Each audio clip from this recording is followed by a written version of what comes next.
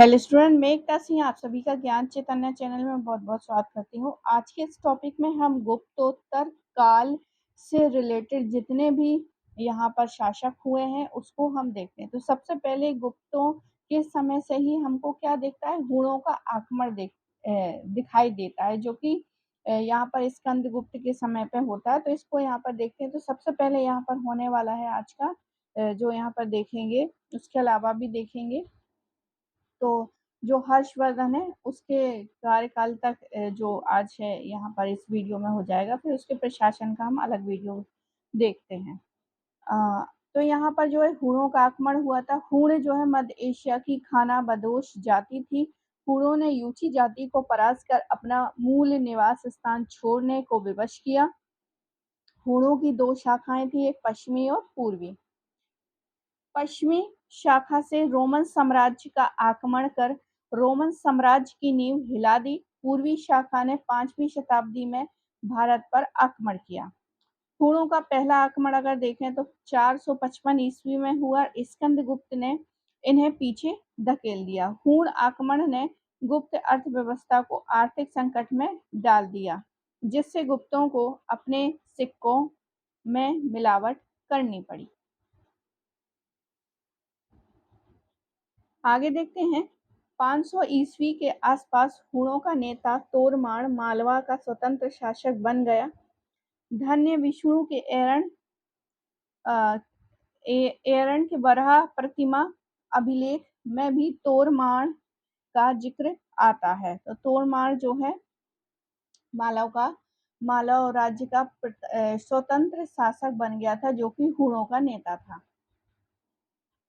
एरण का वराह प्रतिमा अभिलेख तोरमाण के प्रथम वर्ष के अभिलेख है। इससे ज्ञात होता है कि एरण के धन्य विष्णु ने गुप्तों के स्थान पर तोरमाण की अधीनता स्वीकार कर ली थी। मतलब एरण जो है जब इन्होंने आक्रमण किया तो उस वाले क्षेत्र को क्या कर लिया, नेता जो है हुणों का था तोरमाण, तो उसकी अधीनता स्वीकार कर ली थी सभी लोगों ने। तोरमाण के छोटे तांबे के सिक्के पंजाब और उत्तर प्रदेश से हमें प्राप्त होते हैं। तो तोरमाणों का जो हमें साक्ष्य मिलता है, तो सिक्के मिलते हैं। सिक्के कहाँ से मिलते हैं? पंजाब और उत्तर प्रदेश। पूरा अभिलेख से भी तोरमाण का जिक्र है। पूरा अभिलेख से भी तोरमाण का जिक्र है। पूरा अभिलेख व तोरमाण की रजत मुद्राओं पर शाही जालौ जाबल शाही जाउल का उपाधि मिलती है। पूरा अभिलेख से किसकी? तोरमाण की एक उपाधि मिलती है, शाही जाउल। शाही जाउल जो है तुर्की भाषा का शब्द होता है, जिसका अर्थ होता है सामंत।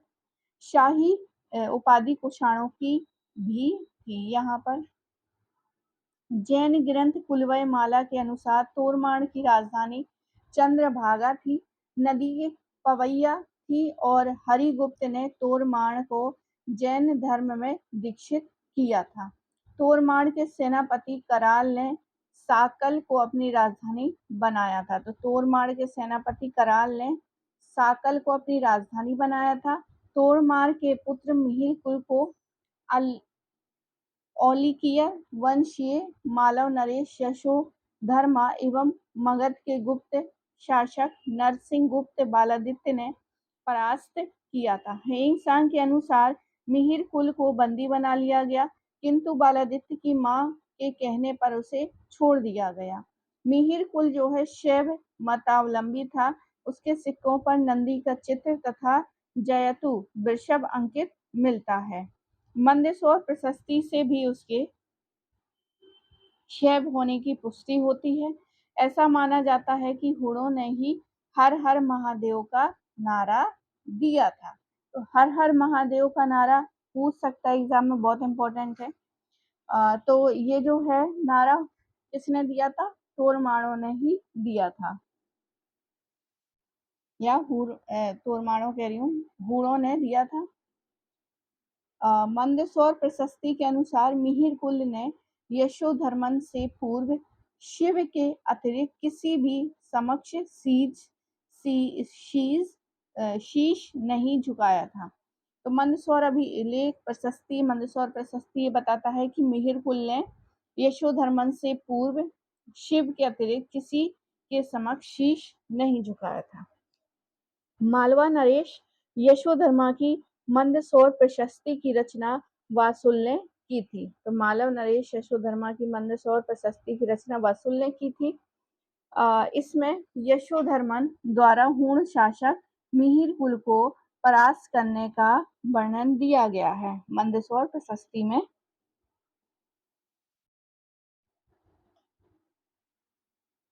मंदसौर प्रशस्ति में यशोधर्मा को जैनेन्द्र कहा गया है।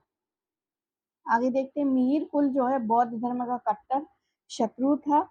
मिहिर कुल का ग्वालियर अभिलेख है जिससे विदित होता है कि उसने सूर्य मंदिर बनवाया था। तो अभी इससे पहले हमने सूर्यों मंदिर के बारे में भी चर्चा की थी पिछले वीडियो में। तो सूर्य मंदिर बनवाया था मिहिर कुल का ग्वालियर अभिलेख ही बताता है। हिंग सांग ने मिहिर कुल को पंच भारत का स्वामी कहा है। उसकी राजधानी साकल बताई है। जैन लेखक ने मिहिर कुल को लेखकों ने मिहिर कुल को दुष्टों का प्रथम कहा है। कल्हड़ ने मिहिर कुल को विनाश का देवता कहा है तथा वह उसे कश्मीर का शासक बताता है। कल्हड़ के अनुसार उसने कश्मीर में शिव मंदिर बनवाए थे।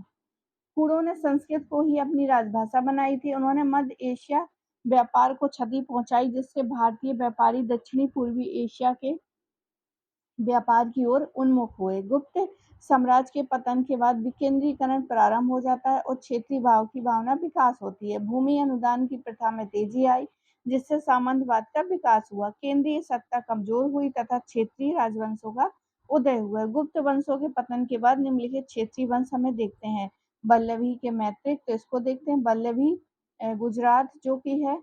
मैत्रिक वंश ने गुप्तों के बाद राजवंशों में सबसे लंबे समय के लिए शासन किया। बल्लभी के मैत्रिकों ने गुप्तों के बाद यानी गुप्त वंश के बाद गुप्तोत्तर काल के में अगर देखें तो सबसे लंबा समय किसका है, तो बल्लभी के मैत्रिकों का है।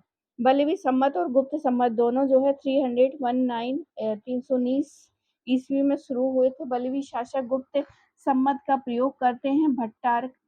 भट्टार्क व धर्मसेन इसके प्रमुख शासक थे। मैत्रेय वंश के ध्रुव सेन द्वितीय के शासनकाल में हुएनसांग आया था।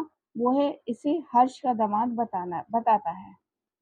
तो मैत्रक के ध्रुव सेन द्वितीय के शासनकाल में हुएनसांग आया था और ये हर्ष का दामाद बताते हैं इसको।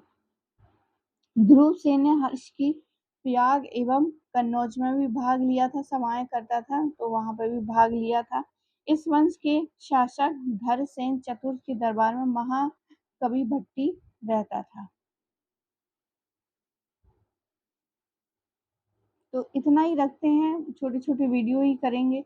तो आई होप आपको ये वीडियो पसंद आया होगा। पसंद आया तो प्लीज़ लाइक करें, शेयर करें, सब्सक्राइब करें। मिलते हैं हम अगले वीडियो में।